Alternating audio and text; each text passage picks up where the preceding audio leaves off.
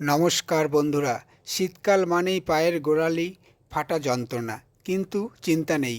আজ আমি আপনাদের সাথে শেয়ার করব মাত্র 3টি সহজ ঘরোয়া টিপস, যা নিয়মিত ব্যবহার করলে মাত্র 3 দিনেই আপনার পা হবে মাখনের মতো নরম ও উজ্জ্বল। 1 নম্বর টিপস: প্রথমে একটি গামলায় হালকা গরম জল নিন। তাতে 1 চামচ নুন এবং সামান্য শ্যাম্পু মিশিয়ে 10 মিনিট পা ডুবিয়ে রাখুন। এতে আপনার পায়ের মৃত চামড়া বা ডেড সেলস নরম করতে সাহায্য করবে। 2 নম্বর টিপস: এবার একটি স্ক্রাবার বা পিউমিস স্টোন দিয়ে পায়ের গোড়ালি ভালো করে ঘষে নিন।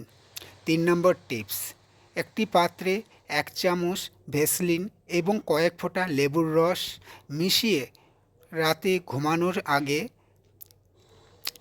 এই মিশ্রণটি ফাটা গোড়ালিতে ভালো করে লাগিয়ে একজোড়া সুতির মোজা পরে নিন। ব্যাস, এই 3টি টিপস টানা 3 দিন করলেই দেখবেন ম্যাজিক।